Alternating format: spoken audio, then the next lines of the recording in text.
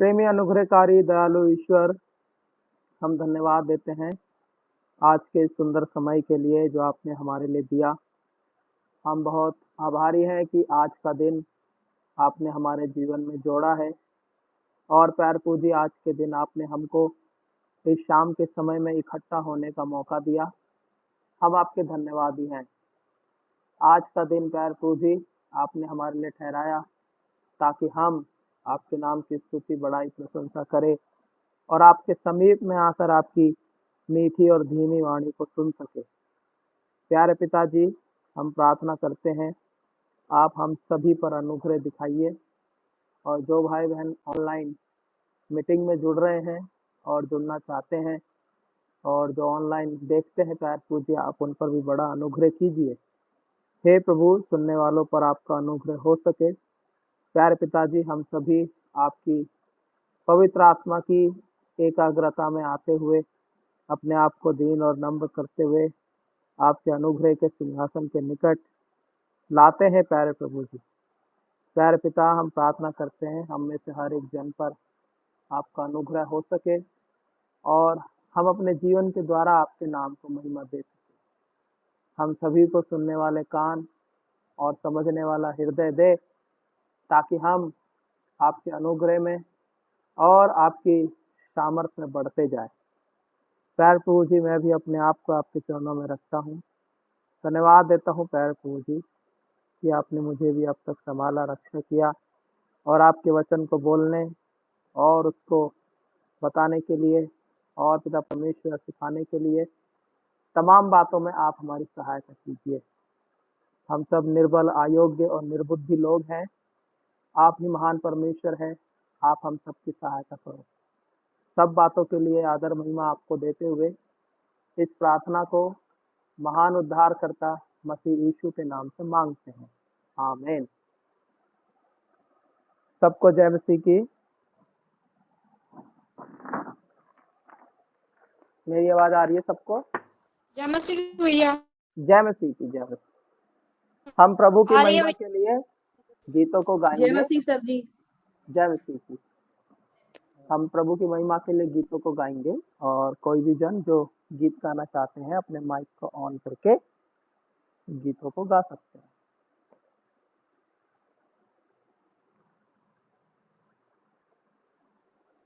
जय मसीह सबको परमेश्वर की महिमा के लिए हम गाना चाहते हैं एक सॉन्ग। दुनिया का डेरा छोड़कर एक दिन पहुंचूंगा मैं अनंत घर। दुनिया का डेरा छोड़कर एक दिन पहुंचूंगा मैं अनंत घर। गाऊंगा खुशी से वहाँ जय गान, लेसों पर जयवंत होकर। गाऊंगा खुशी से वहाँ जय गान, लेसों पर जयवंत होकर। दुनिया के सुख ना चाहूं, दौलत इज्जत ना चाहूं, चलना मुझे है यीशु के कदमों पर। दुनिया के सुख ना चाहूं, दौलत इज्जत ना चाहूं, चलना मुझे है यीशु के कदमों पर। सर्वस्व करता तुझे अर्पण, जग के विधाता प्रभुवर। सर्वस्व करता तुझे अर्पण, जग के विधाता प्रभुवर। दुनिया का डेरा छोड़कर एक दिन पहुंचूंगा मैं अनंत घर। गाऊंगा खुशी से वहाँ जय गान, क्लेशों पर जयवंत होकर। नफरत से मेरे अपने मुझसे अपना मुंह मोड़े, ठुकरा कर मुझको गैरों की तरह। नफरत से मेरे अपने मुझसे अपना मुंह मोड़े, ठुकरा कर मुझको गैरों की तरह। अपने प्रभु की बाहों में जल्द ही रहूंगा मैं हर पल। अपने प्रभु की बाहों में जल्द ही रहूंगा मैं हर पल। दुनिया का डेरा छोड़कर एक दिन पहुंचूंगा मैं अनंत घर। गाऊंगा खुशी से वहाँ जय गान, क्लेशों पर जयवंतों का। धरती और सारी सृष्टि निश्चय उस दिन बदलेगी, होगा प्रभु से जब मेरा मिलन। धरती और सारी सृष्टि निश्चय उस दिन बदलेगी, होगा प्रभु से जब मेरा मिलन। जाऊंगा पक्षी के समान उड़कर, होगा महिमा में रूपांतर। जाऊंगा पंछी के समान उड़कर, होगा महिमा में रूपांतर। दुनिया का डेरा छोड़कर एक दिन पहुंचूंगा मैं अनंत घर। गाऊंगा खुशी से वहाँ जय गान, क्लेशों पर जयवंतों का। गाऊंगा खुशी से वहाँ जय गान, क्लेशों पर जयवंतों का। आमीन।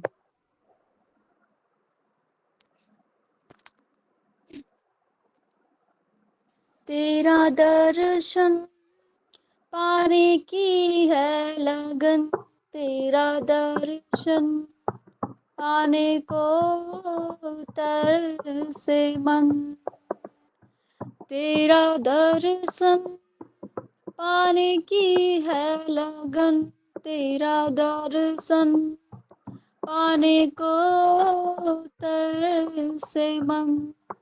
मेरे लिए मेरी सजा सहने वाले, हे नाथ नार प्रियतम मेरे लिए मेरी सजा सहने वाले, हे नाथ यीशु प्रियतम मेरे। ना बुझेगी प्यास तुझे देखे बिना, पूरी होगी ना आस प्रभु मिलन बिना। ना बुझेगी प्यास तुझे देखे बिना, पूरी होगी ना आस प्रभु मिलन बिना। दुखों से परे प्रभु तेरे राज में, संतों संग राज्य का आ रहा समय। दुखों से परे प्रभु तेरे राज में, संतों संग राज्य का आ रहा समय। तेरा दर्शन पाने की है लगन, तेरा दर्शन पाने को तरसे मन। तेरा दर्शन पाने की है लगन, तेरा दर्शन पाने को तरसे मन। है निशानी की ओर मेरी दो, इस दुनिया के लाभ का मुझे नहीं मोह। है निशानी की ओर मेरी दो, इस दुनिया के लाभ का मुझे नहीं मोह। तेरी बाहों में रहूं मैं सदा, तेरी आराधना करूं सर्वदा। तेरी बाहों में रहूं मैं सदा, तेरी आराधना करूं सर्वदा। तेरा दर्शन पाने की है लगन, तेरा दर्शन पाने को तरसे मन। मेरे लिए मेरी सजा सहने वाले, हे नाथ ना यीशु प्रियतम मेरे। मेरे लिए मेरी सजा सहने वाले, हे नाथ यीशु प्रियतम मेरे। आमीन। अधूरा हर एक वादा उसका होता है पूरा, उसका कोई भी वादा उसके आने का वादा भी होगा पूरा। देखेगा सारा जहां, देखेगा सारा जहां, ये आसमां के पार जाएंगे, मेरा यीशु रहता वहाँ। हम मिलेंगे बादलों पर, हम मिलेंगे बादलों पर, देखेगा सारा जहां, देखेगा सारा जहां। ये विश्वास है मेरा जो होगा पूरा, ये सपना है मेरा न रहेगा अधूरा। ये विश्वास है मेरा, तेरे विश्वास है मेरा, तेरे संग हम रहेंगे यीशु के साथ। देखेगा सारा जहां, देखेगा सारा जहां, नीले आसमां के पार जाएंगे, मेरा यीशु रहता वहाँ। नीले आसमां के पार जाएंगे, मेरा यीशु रहता वहाँ। हम मिलेंगे बादलों पर, हम मिलेंगे बादलों पर, देखेगा सारा जहां, देखेगा सारा जहां। आसमां के पार जाएंगे, मेरा यीशु रहता वहाँ। नीले आसमां के पार जाएंगे, मेरा यीशु रहता वहाँ।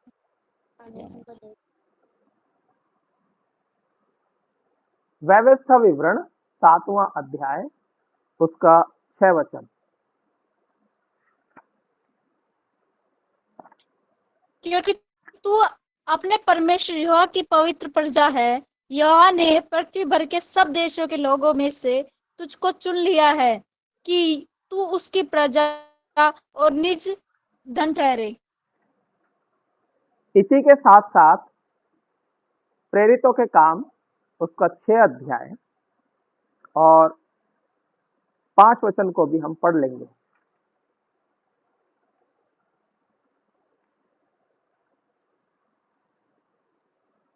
कौन सा सर यह बात सारी पढ़िए।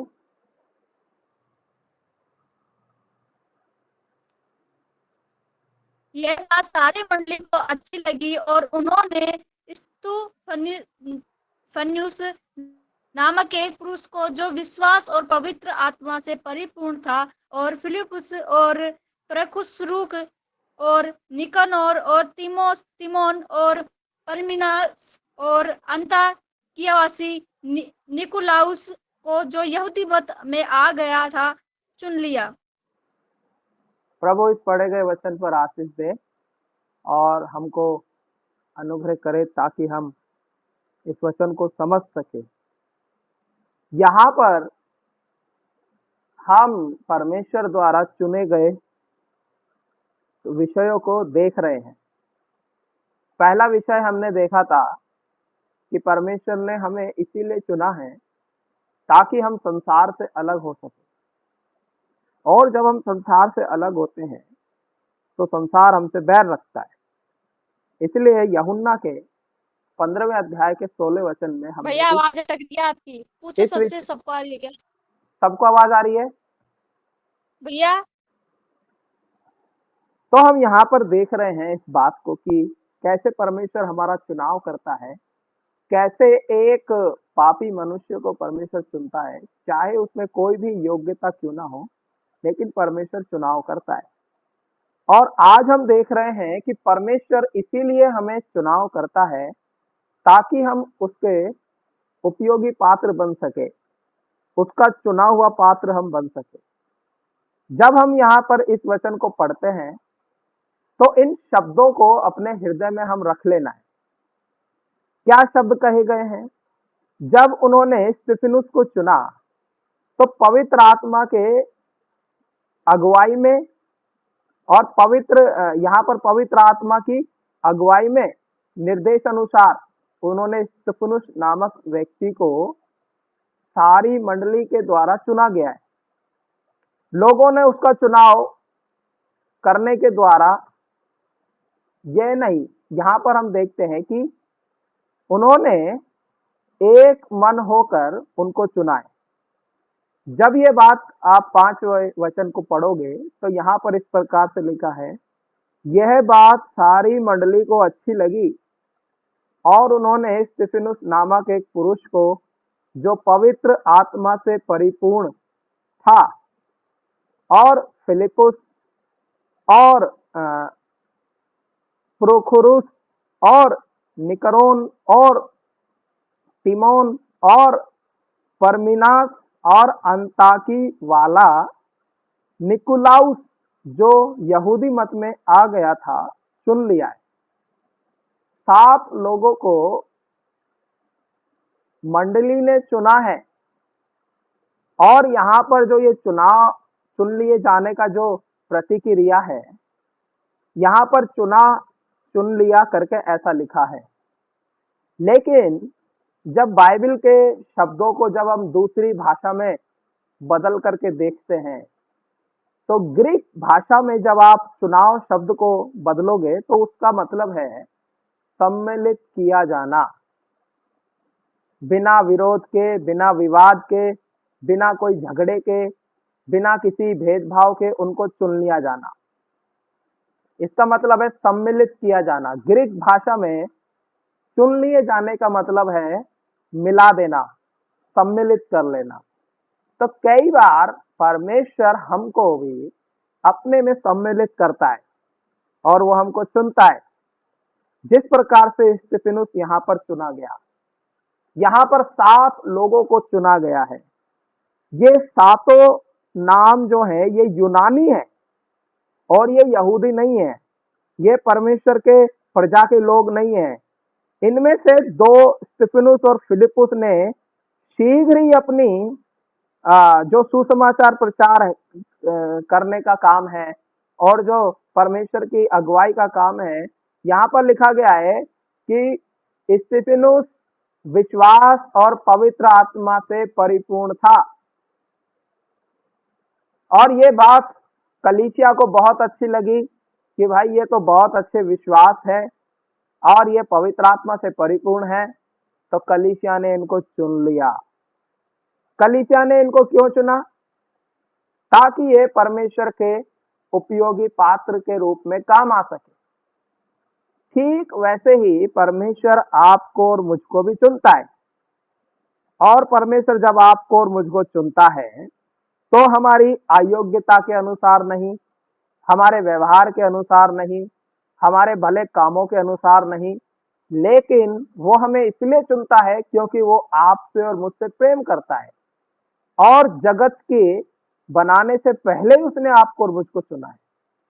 इफिसियों की पत्री पहले अध्याय में जब आप इस बात को पढ़ोगे अपने समय में, तब आपको पता चलेगा परमेश्वर हमको चुनता है जगत की शुरुआत से पहले।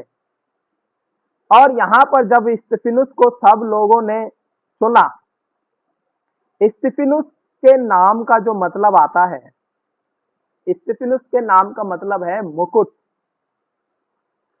और हम देखते हैं कि उस व्यक्ति का जीवन कैसा जयवंत जीवन है। हम देखते हैं वो थोड़े ही दिन तक जीवित रहा है। स्तिफनुस के जीवन को यदि आप देखोगे तो वो ज्यादा दिन जीवित नहीं रहा। परमेश्वर का यह एक ऐसा जन अपने छोटे से समय में, जीवन के समय में जितना महान उसने अपने आप परमेश्वर ने उसको किया। हाँ, यहाँ पर हम देखते हैं कि कैसे उसने यहाँ पर हम देखते हैं कि कैसे उसने परमेश्वर के उस अनुग्रह को, उस सामर्थ्य को और लिखा है पवित्र आत्मा से परिपूर्ण होकर लोगों में बड़े बड़े अद्भुत काम और चिन्ह और चमत्कार दिखाया करता था। प्रेरितों के काम उसका 6 अध्याय और उसके 8वें वचन को जब आप पढ़ोगे तो ये स्तिफनुस नाम का व्यक्ति है जो परमेश्वर की सामर्थ्य से और कम समय में ही ये परमेश्वर के काम आने वाला एक उपयोगी पात्र है। पढ़िए, इस वचन को पढ़िए, आप लोग अपनी बाइबल को खोलिए और उसमें पढ़िए प्रेरितों के काम 6 अध्याय और उसका 8 वचन।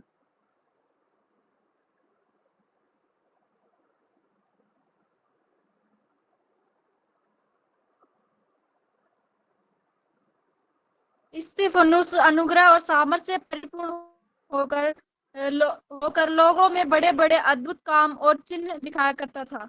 स्तिफनुस अनुग्रह और सामर्थ्य से परिपूर्ण होकर लोगों में बड़े बड़े अद्भुत काम और चिन्ह दिखाया करता था।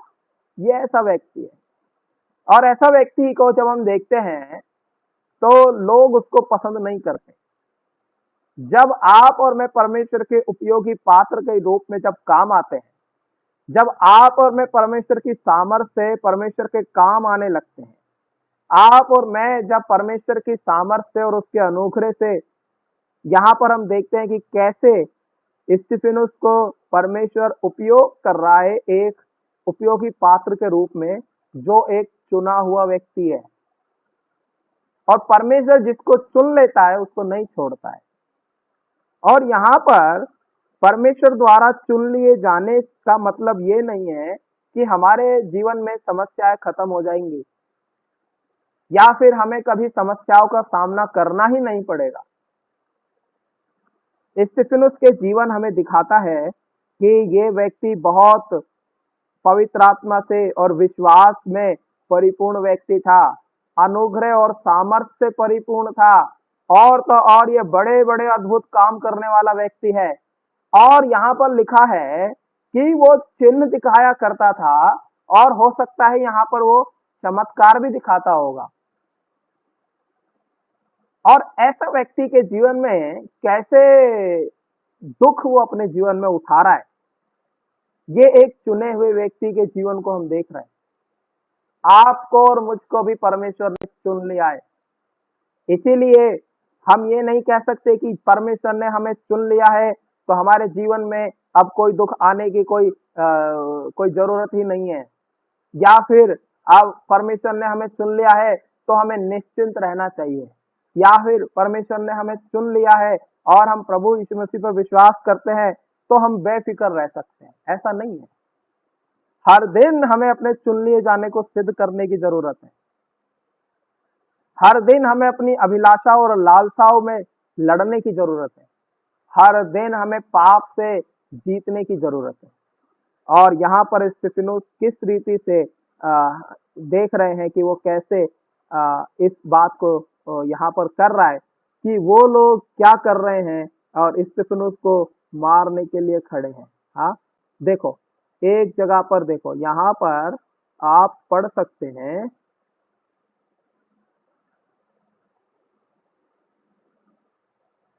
10 वचन, प्रेरितों के काम 6 अध्याय 10वां वचन। कोई भी जन जिसको भी मिला है वो पढ़ सकता है। प्रेरितों के काम 6 अध्याय 10 वचन।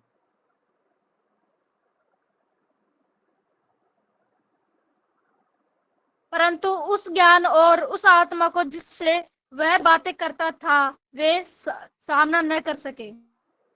जिस ज्ञान से और जिस आत्मा से वो लोगों से बातें कर रहा है, लोग उसके सामने खड़े नहीं रह सकते। प्रियो, परमेश्वर के द्वारा चुन लिए जाने पर हम ऐसी ही सामर्थ पाते हैं, ऐसा ही अधिकार आपको और मुझको परमेश्वर देता है। बाइबल में लिखा है कि यदि हम परमेश्वर की व्यवस्था को अपने जीवन में लेकर के चलते हैं या मानते हैं या उस पर विश्वास से चलते हैं तो कोई हमारे सामने खड़ा नहीं रह सकता। परमेश्वर की ये प्रतिज्ञा है आपकी और मेरे लिए कि कोई तेरे सामने खड़ा नहीं रह सकता। क्यों नहीं खड़ा रह सकता? क्योंकि परमेश्वर द्वारा चुने हुए व्यक्ति में परमेश्वर का अभिषेक होता है, परमेश्वर की सामर्थ होती है, परमेश्वर का अनुग्रह होता है। और इस बात को हम यहाँ पर देख सकते हैं कि स्तिफनुस को परमेश्वर ने चुना।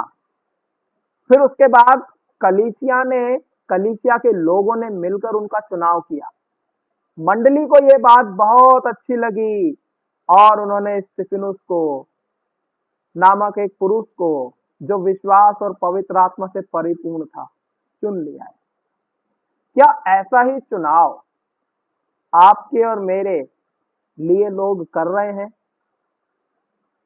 परमेश्वर ने आपको और मुझको तो चुन लिया है, लेकिन अब बात आती है कि क्या परमेश्वर द्वारा चुने जाने पर हमारे जीवन में बदलाव आया तो लोग हमको चुनेंगे। जो पवित्र आत्मा की परिपूर्णता है और जो विश्वास है उसी को देख करके कलीसिया हमारा चुनाव करती है। क्या हम अपनी कलीसिया के लिए ऐसे दिखाई देने वाले व्यक्ति हैं जो पवित्र आत्मा से परिपूर्ण है, जो विश्वास में स्थिर है, जो विश्वास में चलने वाले लोग हैं? यही चीज परमेश्वर आपसे और मेरे से चाहता है, तभी वो आपको और मुझको एक उपयोगी पात्र के रूप में काम में लेगा। एक ऐसा बर्तन आपको और मुझको परमेश्वर बनाना चाहता है कि जिस बर्तन को परमेश्वर ने चुना है वो उसको अपने काम में उपयोग ले। और हमें चाहिए कि हम ऐसा बर्तन बने कि अपने परमेश्वर के काम आ सके। यहाँ पर जो भी चीज इस अध्याय में हम देख रहे हैं कि उस व्यक्ति का जीवन कैसा विजय का जीवन है। थोड़े ही दिन तक वो जीवित रहने वाला व्यक्ति है और उसको लोग पथरवा करके मार डालते हैं। हाँ, ऐसे व्यक्ति का जीवन, परमेश्वर का ये जन है जो ये छोटे से समय में जितने महान कामों को इसने किया है उतना तो कई सालों तक प्रभु की सेवा करते रहने पर भी वो कोई नहीं कर पाएगा। लेकिन ये जो व्यक्ति है इसने थोड़े समय में परमेश्वर के महान काम को किया। हाँ, और हम यहाँ देखते हैं निश्चय ही उसने मुकुट को पाया है। जैसा उसका नाम है वैसा उसका काम है। इसीलिए यहाँ पर महिमा का जो मुकुट और महिमा का मुकुट और अधिकार का मुकुट जो स्तिफनुस को दिया गया है। और स्तिफनुस जब लोग उस पर पथरवा कर रहे थे और यहाँ पर हम देखते हैं कि कैसे लोगों ने उसको मारा है। देखिए, और झूठे गवाह खड़े हो गए और जिन्होंने कहा कि यह मनुष्य इस पवित्र स्थान और व्यवस्था के विरोध में बोलना नहीं छोड़ता, क्योंकि हमने उसे यह कहते सुना है कि यीशु नासरी इस जगह को ढा देगा और उस रीतियों को बदल डालेगा जो मूसा ने हमें सौंपी है। तब सब लोगों ने जो सभा में बैठे थे उसकी ओर ताक कर उसका मुखड़ा स्वर्गदूत के समान देखा है। और जब स्तिफनुस उनसे बात कर रहा था तो उसके चेहरे में चमक थी, उसके चेहरे में परमेश्वर का तेज था, उसके चेहरे पर परमेश्वर की महिमा थी। क्या वो महिमा आज आपके और मेरे जीवन में दिखाई पड़ती है? क्या आप और मैं भी उसी महिमा से भरे हुए हैं? और जब आप 7वें अध्याय प्रेरितों के काम और उसके 54, 55 और 56 वचन को जब आप पढ़ोगे और 60 वचन तक जब आप समय निकाल के इसको पढ़ोगे तो वहां पर लिखा है कि लोगों ने उस पर दांत पीसने लगे और उसकी बातें को वो सुन नहीं सके और उन्होंने स्तिफनुस को पथरवा करके मार डाला है। और ऐसे व्यक्ति को मार डाला जो पवित्र आत्मा से परिपूर्ण था, ऐसे व्यक्ति को मार डाला जो सामर्थ्य के काम करता था। ऐसे चुने हुए व्यक्ति को उन लोगों ने मार डाला जो पवित्र आत्मा के अधीनता में रह करके उनसे बातें करता था। यह है सच्चाई।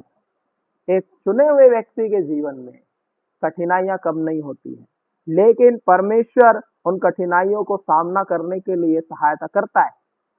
और स्तिफनुस के विषय में हम देख सकते हैं, और ज्यादा हम नहीं देख रहे क्योंकि हमारा जो विषय चल रहा है वो यह है कि कैसे हम परमेश्वर के चुना हुआ पात्र बन सकते हैं, कैसे हम अपने स्वामी के काम में आ सकते हैं। इसीलिए हम देखते हैं कि उसके स्तिफनुस के माता पिता, उसका परिवार, उसकी योग्यता के विषय में यहाँ पर कुछ नहीं जानते।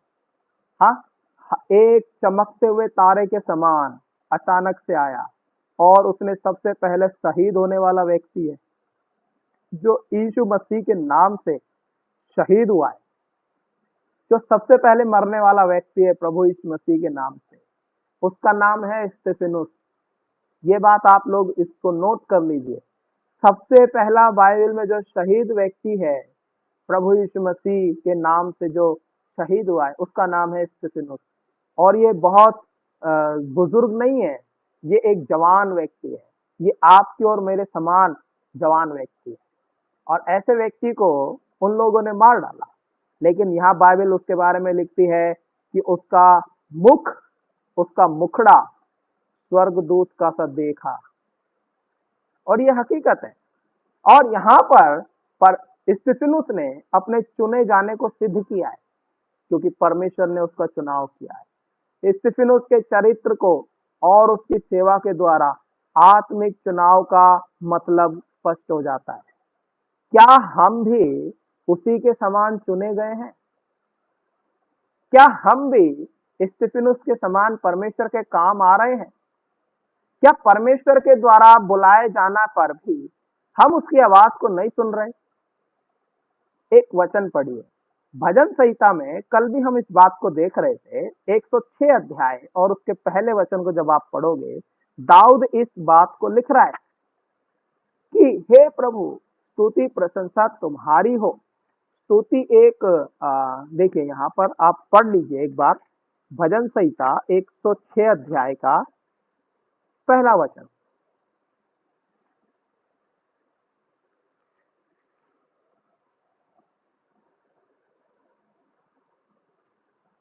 पढ़िए भजन संहिता 106 अध्याय उसका पहला वचन। यहोवा की स्तुति करो, यहोवा का धन्य करो, क्योंकि वह भला है, उसकी करुणा सदा की है। आमीन। हाँ, यहाँ की स्तुति करो, यहोवा का धन्यवाद करो, क्योंकि वो भला है और उसकी करुणा सदा की है। और जब भजनकार के जीवन में हम ये बात पाते हैं, यहाँ इन बातों का वो उपयोग कर रहा है।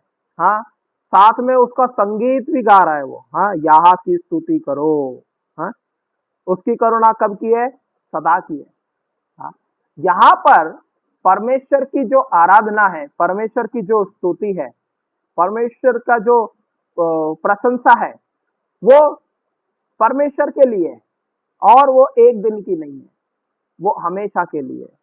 अनंत काल की आशीष है, स्वर्गीय आशीष है और तो और परमेश्वर की स्तुति वो हमेशा की है। इसीलिए जो चीजें हिलाई नहीं जाती और जो चीजें स्थिर रहती है, उन्हीं को देख करके हम चलते हैं। और परमेश्वर की आराधना हिलाई नहीं जाएगी, परमेश्वर की प्रशंसा हिलाई नहीं जाएगी, उसको कोई डगमगा नहीं सकता है। विश्वास को डगमगाने के लिए कई चीजें आ सकती हैं। हाँ, हमारे जीवन में कई परिस्थितियां ऐसी आ सकती हैं कि हम कई बार अपने आप को अकेला पाते हैं। लेकिन परमेश्वर का वचन कहता है यहोवा की स्तुति करो, उसकी करुणा सदा की है। ये एक चुने हुए व्यक्ति के शब्द होने चाहिए, चाहे परिस्थिति कैसी भी क्यों नहीं हो, चाहे हम कैसी भी हालात में क्यों ना हो, लेकिन परमेश्वर की आराधना हमारे मुंह से निरंतर होनी चाहिए। परमेश्वर की बड़ाई हमारे मुख से निरंतर होनी चाहिए। हम परमेश्वर के चुने हुए लोग हैं, लेकिन हम परमेश्वर की आराधना करते हैं क्या? हाँ, अगर मैं एक सवाल रखूं आप लोगों के सामने तो आप कहोगे हाँ जी, हम परमेश्वर की आराधना करते हैं। कब? जी, हम तो हर संडे जाते हैं और परमेश्वर की आराधना करते हैं, बस। कैसे करते हैं? जी, हम तो गीत गा लेते हैं और आराधना हो जाती है। ठीक है, और कैसे आराधना करते हो? वचन पढ़ लेते हैं, उसके बाद आराधना हो जाती है। और कैसे आराधना करते हो? उसके बाद कोई जवाब नहीं है। क्यों? क्योंकि आराधना का मतलब है परमेश्वर ने जो हमारे जीवन में बड़ा काम किया है, परमेश्वर ने जो हमें छुटकारा दिया, परमेश्वर ने जो हमें पाप से छुड़ाया, परमेश्वर ने हमें संसार से छुड़ाया, परमेश्वर ने हमें हमारे बुरे स्वभाव से छुड़ा करके अपने स्वर्गीय योजना में लेकर के आया है। उसने हमारा चुनाव किया है, इसलिए हम परमेश्वर की आराधना करना है। आराधना केवल हमारी सीमित नहीं होनी चाहिए, आराधना अनंत काल की है और स्वर्गदूत भी वही करते हैं। इस बात को आप ध्यान रखना। स्वर्गदूत जब आराधना करते हैं तो वो क्या करते हैं? एक ही राग में गाते हैं, पवित्र पवित्र पवित्र पवित्र सेनाओं का यहोवा, जो था, जो है और जो आने वाला है। वही आराधना। इसीलिए बहुत जरूरी है कि जब हम चुने जाते हैं और परमेश्वर का जब हम चुना हुआ पात्र बनते हैं तो हमारे पात्र में क्या रखा है? क्या हम अपने बर्तन में परमेश्वर से लेने वाली चीजों को रख रहे हैं या फिर हम अपने बर्तन में परमेश्वर को देने वाली चीजें रख रहे हैं? ये आपके और मेरे जीवन के ऊपर निर्भर करता है। ये आपके और मेरे व्यवहार पर निर्भर करता है।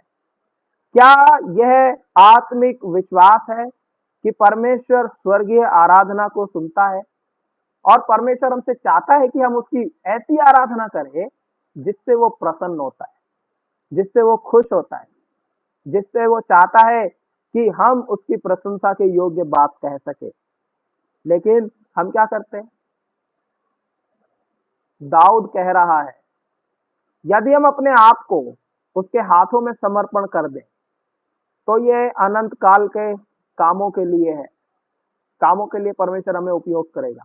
लेकिन हम उसको उसके हाथ में अपने आप को नहीं दे सकते। क्यों? क्योंकि हम अपने आप पर भरोसा रख के चलने वाले लोग हैं। यदि हमारा भरोसा परमेश्वर के ऊपर है तो हम अपने कामों को, अपने रास्तों को, अपने विचारों को, अपनी बातों को और अपने कामों को भी हम परमेश्वर के ऊपर डाल सकते हैं। देखिए, सुलेमान ने बड़ी अच्छी रीति से इस बात को कहा है और इस बात को समझाया भी है। नीति वचन और उसका पहला अध्याय आप मेरे साथ निकाल सकते हैं। नीति वचन उसका पहला अध्याय।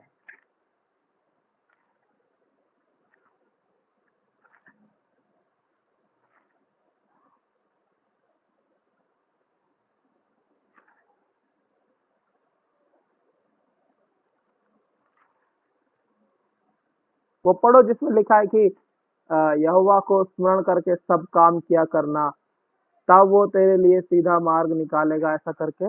नीति वचन पहले में है कि दूसरे में?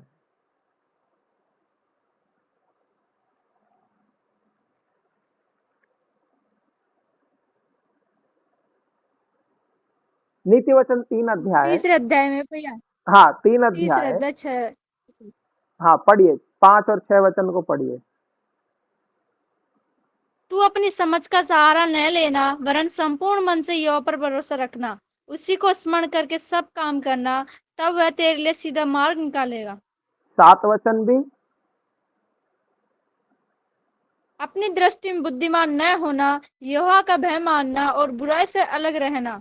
हाँ, वो कह रहा है कि हम अपनी बस वो कह रहा है कि हम अपनी बुद्धि में ज्यादा बुद्धिमान नहीं होना, अपनी आंख, अपनी दृष्टि में, अपनी समझ में हम ज्यादा बुद्धिमान नहीं होना। ज्यादा बुद्धिमान होना अच्छी बात है, हम बुद्धिमान बनना परमेश्वर मना नहीं करता। बाइबल बोलती है कि जिसको बुद्धि की घटी हो मांगे, और परमेश्वर उसे बिना उल्हाने के बुद्धि देता है, ज्ञान देता है, समझ देता है।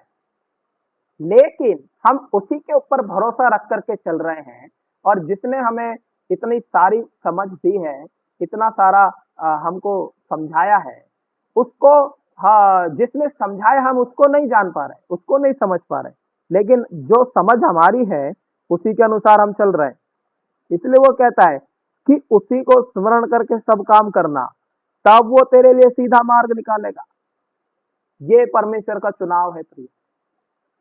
वो चाहता है कि जब उसने आपको और मुझको चुन लिया है तो हम उसके उपयोगी पात्र बन सके। हम अपने रास्तों को उसके हाथों में देना।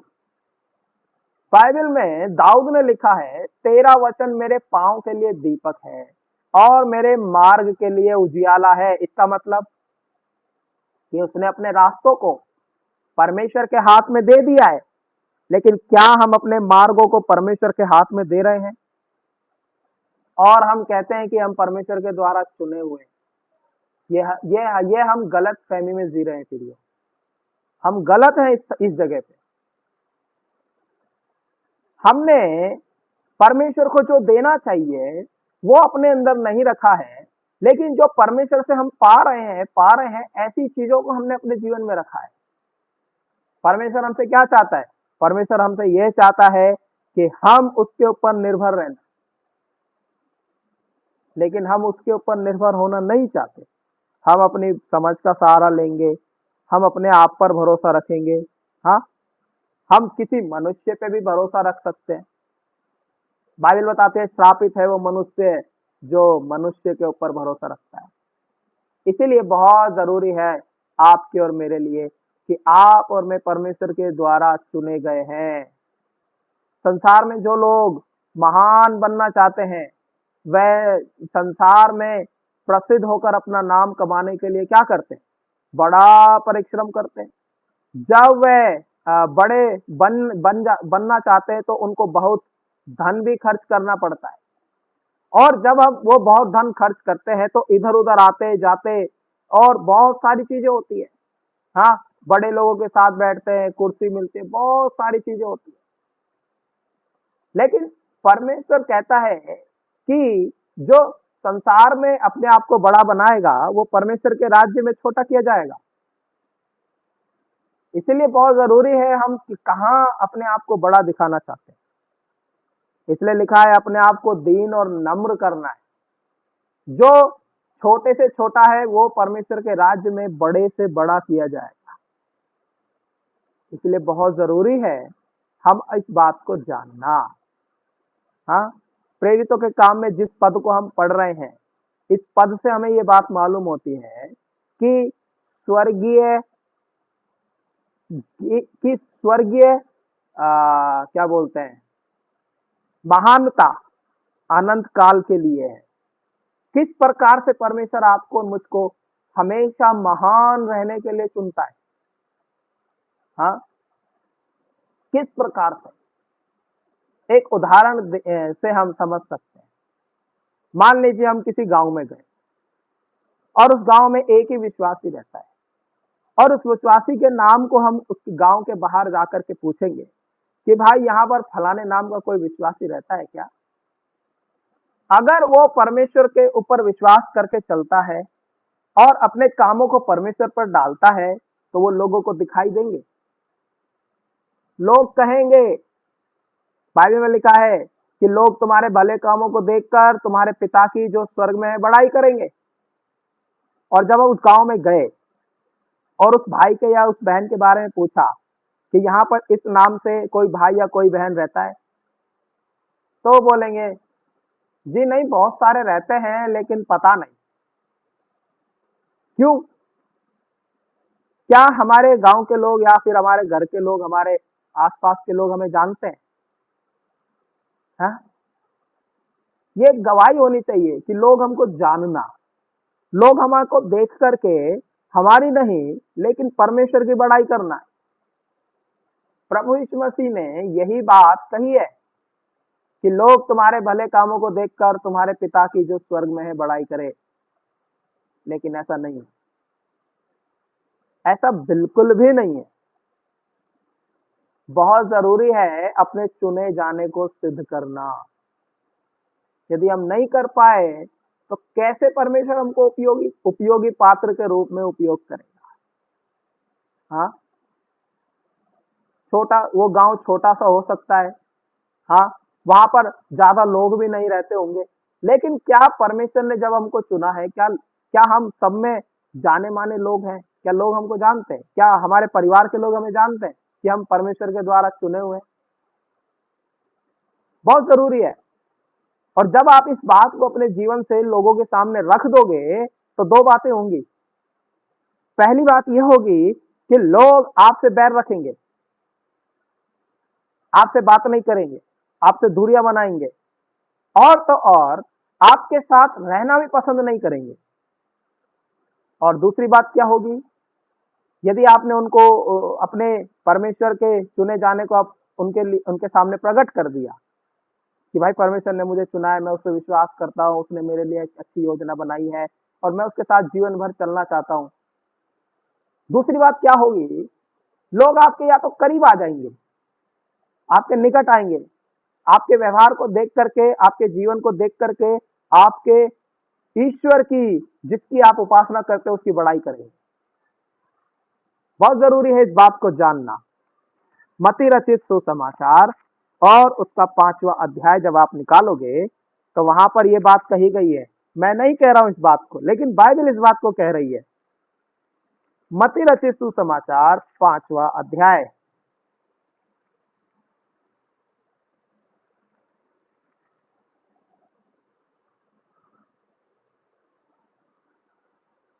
और उसका 16वां वचन। मत्ती सुसमाचार 5वां अध्याय 16 वचन। उसी प्रकार तुम्हारा उजियाला मनुष्य के सामने चमके कि वे तुम्हारे भले कामों को देखकर तुम्हारे पिता की जो स्वर्ग में है बड़ाई करें। हाँ, क्या लोग हमारे जीवन की गवाही को देखकर ये कह सकते हैं कि हाँ ये परमेश्वर के लोग हैं, ये उसके द्वारा चुने हुए लोग हैं, हाँ ये विश्वासी लोग हैं? नहीं, वो तो ये कहते हैं कि जी ये तो इनका तो जीवन ही सही नहीं है। बहुत जरूरी है इस बात को ध्यान में रखना कि लोग हमारी पीठ पीछे कैसी बातें करते हैं। क्या हमारी बातें कर रहे हैं या परमेश्वर की बातें कर रहे हैं हमारे पीठ पीछे। इसलिए इस बात को समझना हमारे लिए बहुत आवश्यक हो गया है। क्यों? क्योंकि हम केवल विश्वासी ही बन के नहीं रहना चाहते। हमें हमें यह करना चाहिए कि हमें विश्वास के द्वारा ये सिद्ध करने की जरूरत है कि परमेश्वर ने हमें चुन लिया है। और जब परमेश्वर चुनता है तो सबसे पहली बात ये आती है कि हम रात दिन परमेश्वर के साथ चलना शुरू करते हैं। अब रात दिन कैसे चलेंगे कि हर बात में परमेश्वर को आगे रखेंगे, हर एक चीज में उससे प्रार्थना करेंगे, हर एक छोटी बात के लिए उससे प्रार्थना करेंगे। बहुत जरूरी है। और इस चीज को जब मैं अपने जीवन में रखता हूं तो छोटी छोटी बातों के लिए हमें प्रार्थना करना जरूरी है। कल हम कुछ काम से गए तो बाहर जा रहे थे कुछ सामान खरीदने, तो हम सब जाने से पहले मैंने बोला, मैं कहा जो प्रार्थना करेगा ना उसको मैं कुछ खाने का दिलाऊंगा, ऐसा करके। क्योंकि हम तो जानते हैं प्रार्थना करनी चाहिए बाहर जाते समय, लेकिन हमारे छोटे बच्चे जो हैं वो नहीं जानते। उन्हें सिखाना है, तभी परमेश्वर की बड़ाई हो पाएगी। और उन्होंने प्रार्थना किया। क्या प्रार्थना किया? प्रभु जी हम मार्केट जा रहे हैं, आप हमारी सहायता करना, यीशु के नाम से मांगते हैं आमीन। ये छोटा सा विश्वास, ये विश्वास का जो बीज है, यदि हम इसको बो रहे हैं ये एक दिन बड़ा पेड़ बन जाएगा। छोटी से छोटी बात के लिए प्रार्थना करना बहुत जरूरी है।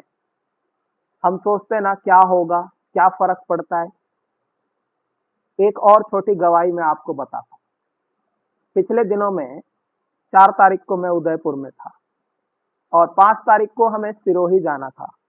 और उदयपुर से सिरोही की बस जो है वो एक ही बस चलती है पूरे दिन भर में। और ये हमारा विश्वास है और हम विश्वास से चलने वाले लोग बनना। हम 3 लोग थे और एक जन बोला, धीरज भाई इस रास्ते से इस बस में नहीं जाना क्योंकि इस बस में बहुत भीड़ आती है, बैठने के लिए भी सीट नहीं, क्या खड़े होने के लिए भी जगह नहीं मिलेगी, बस की छत पे बैठ के जाना पड़ेगा। मैं कहा ऐसा है क्या?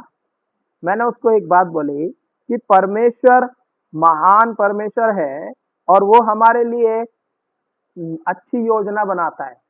वो हमारे लिए कभी हमको ये नहीं चाहता कि हम दुखी हों, वो नहीं चाहेगा कभी हम परेशान हों। हम अपनी समझ के अनुसार जब चलते हैं तो हम दुख उठाते हैं। और हम तीनों ने मिलकर प्रार्थना किया, प्रभु जी हमको सीट मिलनी चाहिए। क्योंकि बहुत भीड़ आती है उस बस में। वो एक ही बस है उस रास्ते की। और जैसे ही बस आई, हम प्रार्थना करके घर से निकले, तो जैसे ही घर से बाहर निकले तो बारिश शुरू हो गई। मैं कहा और लफड़ा हो गया। तो हम बारिश में ही छाता लेकर के भीगते, थोड़े बहुत भीगे, थोड़े बहुत सूखे, ऐसे निकल गए। 5 मिनट हम रास्ते में चले तो बारिश भी रुक गई। फिर हम बस स्टैंड पहुंचे। बस स्टैंड पहुंचने के बाद वह भयंकर भीड़ है।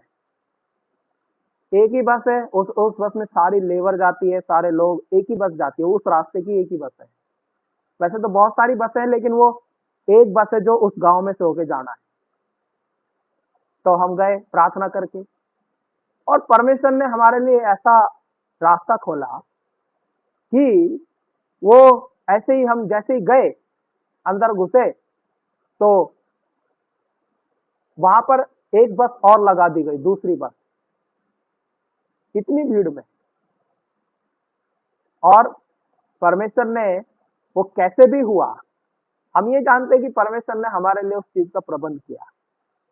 विश्वास के साथ चलने से परमेश्वर हमारे जीवन में काम करता है, लेकिन क्या हम उसके साथ विश्वास से चल रहे हैं, ये हमारे लिए बहुत जरूरी है।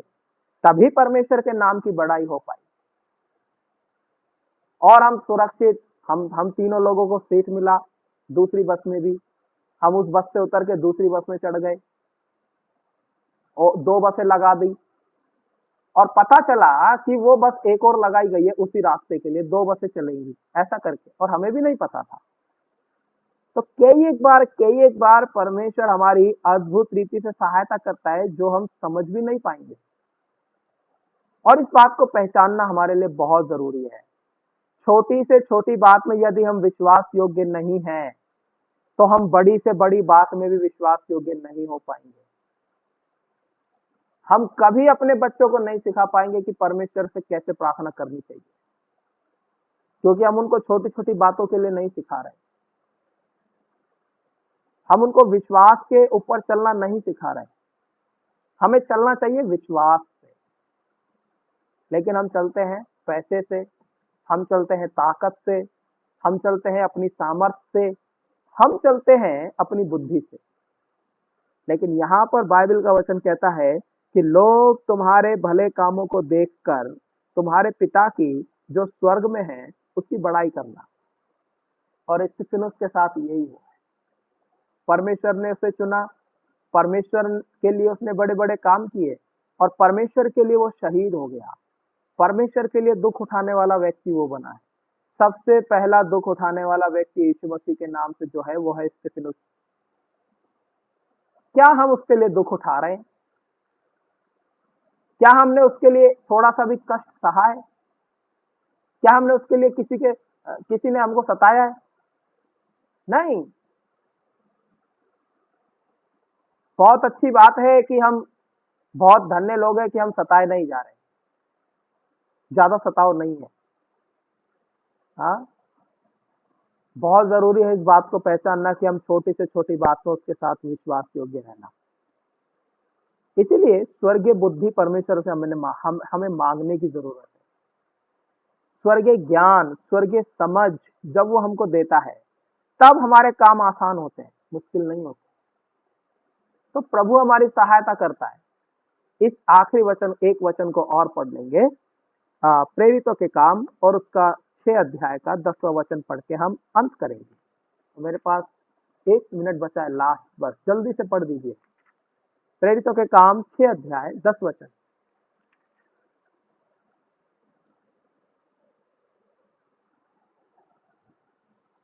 परंतु तू उस ज्ञान और उस आत्मा को जिससे वह बातें करता था वे सामना न कर सके। परंतु उस ज्ञान और उस आत्मा का जिससे वो बातें करता था वह सामना ना कर सके। कई एक बार हम कहीं भी जाते हैं तो बहुत जरूरी है कि परमेश्वर से बोलने के लिए ज्ञान मांगना, समझ मांगना। यदि हम परमेश्वर से बोलने के लिए नहीं मांगेंगे, उसको नहीं बोलेंगे कि प्रभु जी हमें बुद्धि और समझ दे दो, हमें क्या बोलना चाहिए, हम पक्का हम परीक्षा में पड़ जाएंगे। 100% चांस है कि हम परीक्षा में पढ़ जाएंगे।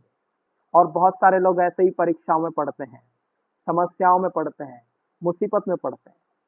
बहुत सारे लोग जानबूझकर परीक्षाओं में पढ़ते हैं, क्योंकि वो सोचते हैं कि अरे मैं तो बहुत ज्ञानवान हूँ, मैं बहुत बुद्धिमान हूँ और मुझे परमेश्वर से प्रार्थना करने की क्या जरूरत है, मैं तो 20 साल पुराना विश्वासी हूँ और परमेश्वर तो वैसे ही मेरी प्रार्थना को सुन लेता है। हो सकता है कि आपके हाथ लगाने से या फिर आपके प्रार्थना करने से परमेश्वर परिस्थितियों को बदल दे, लेकिन छोटी सी बात के लिए क्या आपने परमेश्वर से प्रार्थना करी? यही है उसके चुने जाने का उद्देश्य। यही चाहता है कि जब उसने हमें चुना है तो हम उसके काम आ सके। यही है उसका उद्देश्य कि जब उसने हमें चुना है तो हम उस पर भरोसा रख सके। यही है उसका उद्देश्य कि उसने हमें जब चुन लिया है तो हम चुने जाने को सिद्ध कर सके। बहुत जरूरी है इस बात को समझना। और ये अध्याय जब हम देख रहे हैं और आज तीसरा विषय चुने जाने के ऊपर हम सीख रहे हैं, वो विषय यह है कि परमेश्वर ने हमें अपना उपयोगी पात्र के रूप में वो चुनना चाहता है। आपको और मुझको भी परमेश्वर ने चुना है। आपको और मुझको भी वो उपयोगी पात्र बनाना चाहता है। आपको भी और मुझको भी वो ज्ञान और उस आत्मा से बातें करने के लिए कह सकता है। क्या वो परमेश्वर का आत्मा, क्या वो परमेश्वर का ज्ञान हमारे पास है? क्या हमने उससे मांगा? अगर नहीं मांगा है तो हमें जरूरत है पवित्र आत्मा से परिपूर्ण होने की। तभी हम शत्रु से लड़ सकते हैं, तभी हम उससे बात कर सकते हैं, तभी हम उसके सवालों का जवाब दे सकते हैं। क्योंकि सताव आएगा, मैं ये नहीं कह रहा हूं कि सताव नहीं आएगा।